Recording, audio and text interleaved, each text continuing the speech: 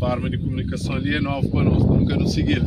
Agora, pronto, não se ali espera aquela família, aquela senhora aqui, que me dá um terreno de onde ia pagar ter placa, não faz questão de chumas, para não bem juntar com as leis, esclarece e evita qualquer confusão para nós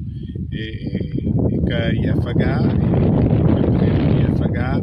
apenas não bem, não sabemos construir casas sociais, não tem projeto de construir casas sociais ali, que é que pagar nenhum dinheiro, que é apenas para ajuda, quem que tem falta deve ser habitacional. No entanto, é óbvio que nunca também construir no terreno de alguém.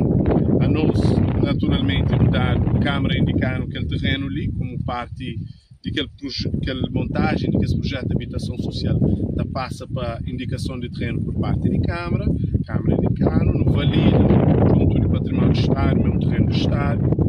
e nesse sentido, no dar autorização para não avançar com a obra ali, no bem avança com a obra. Perante essa reclamação de família, é óbvio que nunca está avança, também esclarece, e a família está esclarecendo junto à Câmara, junto ao Património do Estado, e não terá tempo para ter esse esclarecimento, nunca também avança com a obra no terreno alheio, de forma alguma.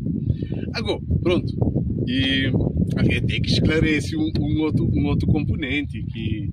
já não escusa, está a falar, pagar dinheiro, riba, coitado,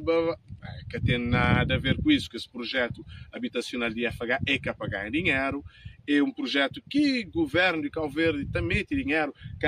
algumas câmaras entram com o terreno, também tem dinheiro para construir habitação, para dar acesso habitacional para famílias de baixa renda, para jovens que ainda estão em início de vida, ainda que têm capacidade aquisitiva, portanto, para dar acesso à habitação, de forma alguma a ganhar dinheiro, que está ganhar dinheiro antes, pelo contrário, está meter fundos públicos para ajudar a resolver o déficit habitacional. E de forma alguma nunca toma terreno de privado para bem construir habitação. Nunca. Por isso, essa obra está para te esclarecer a questão de terreno